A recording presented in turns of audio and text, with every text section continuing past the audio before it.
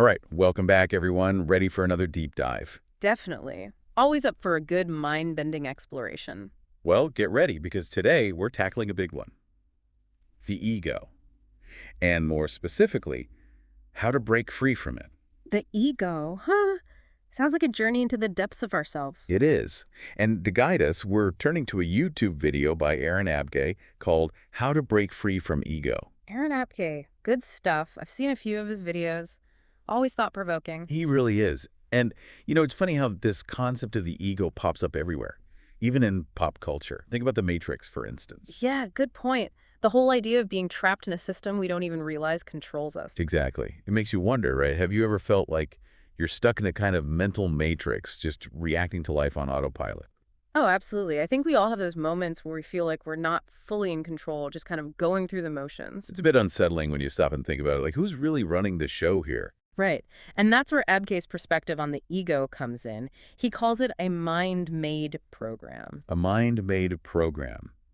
I like that. What does that actually mean? Well, he describes it like software running in the background, shaping our thoughts, perceptions, and reactions without us even realizing it. Okay, I'm starting to get the picture. So it's not like this evil entity. It's more like... More like a set of deeply ingrained patterns and beliefs that we've picked up along the way. Interesting. So how does this ego program actually show up in our lives? What are some signs that our ego might be calling the shots? One thing Abke emphasizes is how the ego makes us identify with things that are constantly changing, like our body image, for example. Makes sense. We put so much emphasis on how we look. Exactly. And it goes beyond just appearances, our thoughts, our past experiences, the roles we play in life. The ego tries to convince us that these things define us. And that's where the trouble begins, right? Definitely. Because if our sense of self is based on things that are constantly changing, we're setting ourselves up for a lot of, well, suffering. Suffering. How so? Well, think about it. When our identity is wrapped up in things outside of us, we become dependent on external validation to feel good about ourselves. Oh, I see. We're always chasing approval, trying to live up to other people's expectations. Exactly. And the problem is that kind of validation is fleeting. It never lasts. And when we don't get it, or when those external things inevitably change, well, that's where the suffering comes in. That makes a lot of sense. It's like that example Abke uses about the musician. Oh, yeah, the one who starts out loving music for its own sake. Yeah, they're just purely enjoying the creative process, but then... But then they start to identify as a musician, and suddenly it's not just about the music anymore. Right. It becomes about recognition, applause, external validation, like they've traded intrinsic fulfillment For the approval of others. Mm. And the joy starts to fade, which is heartbreaking, really. It is. And it makes you wonder, doesn't it? What are some of the roles or identities that we might be clinging to that are causing us stress or maybe even holding us back? It's a good question to ask ourselves, because chances are we're all carrying around some of those limiting beliefs without even realizing it. So how do we start to break free from this ego trap? Does Abke give us any clues? He does. He outlines 3 main steps. 3 steps. Okay, lay them on me. Right. He calls them answering the call, removing the anchor points, and not being swayed by appearances. Answering the call, removing the anchor points, not being swayed by appearances. Sounds pretty profound. They are powerful concepts, and each step builds on the one before it, guiding us towards more awareness and ultimately more freedom. I like where this is going. Let's start with the first step, answering the call. What does that even mean? It's about recognizing that something needs to change. Like Neo in The Matrix, choosing the red pill, even though it might be scary. Ah, I get it. Seeing reality as it is, even if it's uncomfortable. Exactly. It's that moment of awakening when you realize, hey, this ego program is running my life, and I'm ready to break free. It's like a declaration of independence from the tyranny of the ego. You could say that. It's the first step on the journey to becoming more conscious and intentional about who we are and how we want to live. I'm in. Now, what about step 2? Removing the anchor points. That sounds kind of intense. It's a powerful step for sure, but it's not about denying who we are or pretending we don't have a body or a past. So what are these anchor points exactly? And how do we go about removing them? Well, the anchor points are those identities that we cling to, those ideas about ourselves that we think define us. Things like our body, our mind, our memories, our social roles. Okay, I'm starting to see what you mean. So removing the anchor points is about, It's about detaching from those limiting identifications, hmm, recognizing that we are not our thoughts, our feelings, our experiences. that's a subtle but important distinction, isn't it? It reminds me of that analogy Abke uses about witnessing a car accident. Oh, yeah, it's a good one. To truly break free from the ego, we need to become the detached observer, not a participant in the drama. Exactly. Creating that space between ourselves and our experience so we can see things more clearly without getting swept away by the emotional current, which leads perfectly into the third step. Not being swayed by appearances. You got it. That's where we really start to put it all together. All right, welcome back. We're diving deeper into this idea of breaking free from the ego. And before the break, we were talking about these 3 steps that Abke outlines.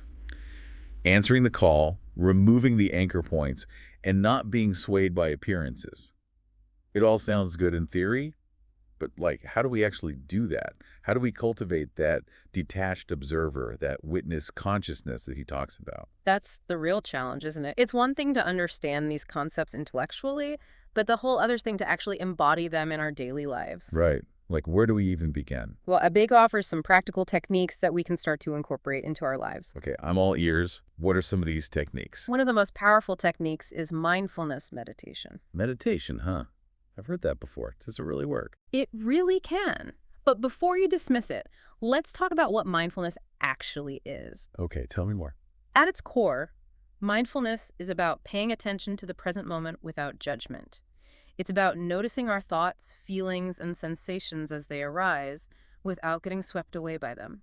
So instead of getting lost in our thoughts, we're just observing them. Exactly, like watching clouds drift by in the sky. We notice them, but we don't engage with them. That sounds kind of peaceful. It can be. And the more we practice mindfulness, the better we become at recognizing that we are not our thoughts. We have a choice in how we respond to them. That makes a lot of sense. But if we're not our thoughts, then what are we? Who or what is this observer that's witnessing all this mental chatter? That's a question that's been pondered for centuries. But practically speaking, you can think of the observer as at the part of you that's aware of your thoughts and feelings without being defined by them. Okay. It's like this deeper level of consciousness that's always there. Exactly. And the amazing thing is that this place of awareness is always available to us no matter what's going on in our lives. I could see how that would be incredibly helpful, especially when life gets chaotic. It is. It's like a refuge we can always return to, a place of peace and stillness within. But I imagine it takes practice to access that stillness, Mm. especially with all the distractions of daily life. Absolutely. It's a practice, not a perfect destination. But even a few minutes of dedicated mindfulness each day can make a big difference. So mindfulness meditation is one tool. Are there any other practices that can help us cultivate this observer self? Another powerful practice is journaling. Journaling. Interesting. How does that help? Well, writing can be a great way to process our emotions and really see our thought patterns more clearly. I can see that. Sometimes it's hard to make sense of things when they're just swirling around in my head. Right. But when we write things down, we often gain new insights.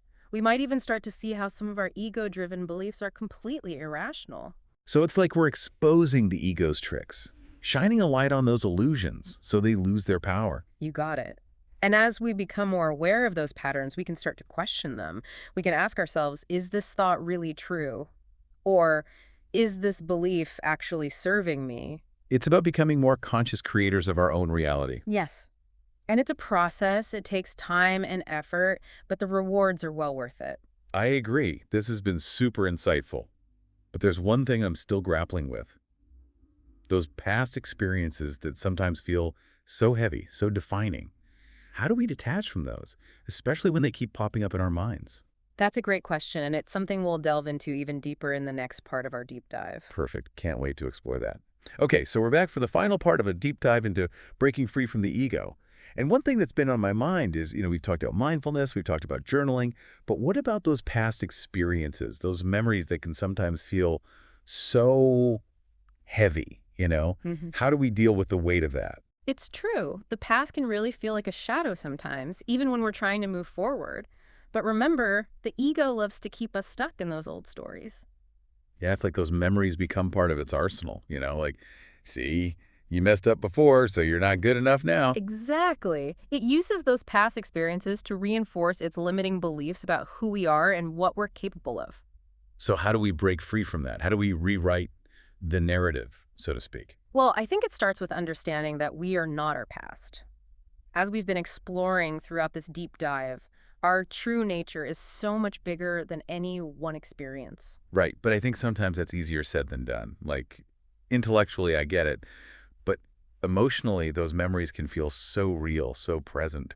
It's hard to just let them go. I understand that, and that's where forgiveness can be such a powerful tool. Forgiveness. Interesting. What do you mean by that? Well, when I say forgiveness, I'm not talking about condoning anyone's actions or pretending like the pain didn't happen.